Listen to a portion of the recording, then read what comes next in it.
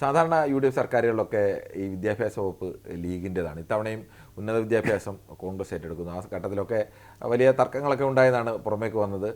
ചില ലീഗിനോട് അനുഭവമുള്ള അക്കാഡമിഷ്യന്മാർ കുറേ പേര് ഒരു കത്തുമൊക്കെ നൽകിയിരുന്നു, അത് ലീഗ് തന്നെ നിലനിർത്തണം എന്നുള്ളത്. ആ ഒരു തർക്കം യഥാർത്ഥത്തിൽ ഇതുവരെ UDFൻ്റെ ഒരു പതിവ് തെറ്റിച്ച് ഉന്നത വിദ്യാഭ്യാസ മേഖല ഏറ്റെടുത്താണ്. അത് ഏതെങ്കിലും തരത്തിൽ ഈ ഭരണത്തെ ബാധിക്കാൻ സാധ്യതയുണ്ടോ? ഇല്ല, അത് വളരെ ഇപ്പോൾ ഓരോ ആളുകൾക്ക് നമ്മുടെ കേരളത്തിൻ്റെ ഒരു എന്താ പറയുന്ന ഒരു സൊസൈറ്റിയെ പരിശോധിക്കുമ്പോൾ അവിടെ പല വിഭാഗങ്ങളുണ്ട്, പല സമുദായങ്ങളുണ്ട്, പല താല്പര്യങ്ങളുണ്ട്, പല റെപ്രസെൻറ്റേഷൻസ് ഉണ്ട്. അപ്പോൾ ഓരോ വിഭാഗങ്ങൾക്കും അവരവരുടേതായിട്ടുള്ള താല്പര്യങ്ങളുണ്ടാവും.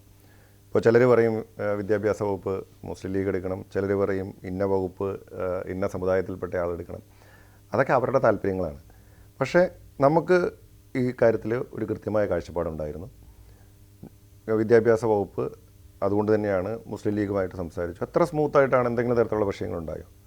അത് വിദ്യാഭ്യാസ വകുപ്പിൻ്റെ ഇപ്പോൾ ഉന്നത വിദ്യാഭ്യാസം കോൺഗ്രസിൻ്റെ പ്രതിനിധിയായിട്ടുള്ള ഞാൻ വന്നു. ജനറൽ എഡ്യൂക്കേഷൻ മുസ്ലിം ലീഗിൻ്റെ പ്രതിനിധി തന്നെയാണ്. അവിടെയൊക്കെ അത് ഞങ്ങൾ UDF നേതൃത്വം തമ്മിൽ നടത്തിയ ആശയവിനിമയത്തിൻ്റെയൊക്കെ അടിസ്ഥാനത്തിൽ അതൊക്കെ വളരെ ഭംഗിയായിട്ട് അത് പരിഹരിക്കാനായിട്ട് സാധിച്ചു എന്നുള്ളതാണ്. ഇത് ശരിയാണോ എന്നറിയില്ല.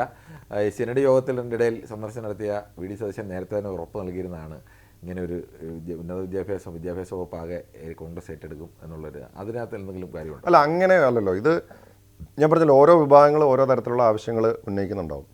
അതിനകത്തൊന്നും തെറ്റൊന്നുമില്ല. ഇതൊരു ജനാധിപത്യ സംവിധാനമല്ലേ, അവർക്ക് അവരുടേതായിട്ടുള്ള അഭിപ്രായങ്ങൾ പറയാനായിട്ടുള്ള എല്ലാ സ്വാതന്ത്ര്യമുണ്ട്.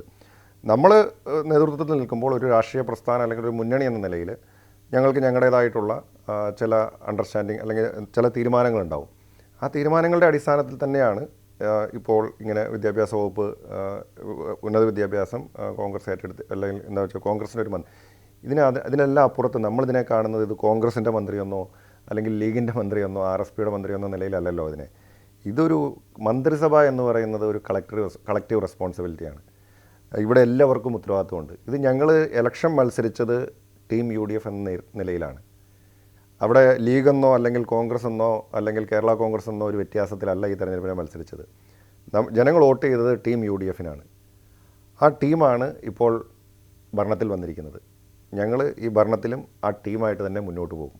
അപ്പോൾ അതിനകത്ത് ഏത് വകുപ്പ് ആരുടെ കയ്യിലിരിക്കുന്നു, ഏത് പാർട്ടിയുടെ കയ്യിലിരിക്കുന്നു എന്നതിനപ്പുറത്ത് ഇതെല്ലാം UDFൻ്റെ ഒരു കളക്റ്റീവ് ഈ ഗവൺമെൻറ്റിൻ്റെ കളക്റ്റീവ് റെസ്പോൺസിബിലിറ്റിയാണ്. അതിൻ്റെ റിസൾട്ട് ഉണ്ടാവും.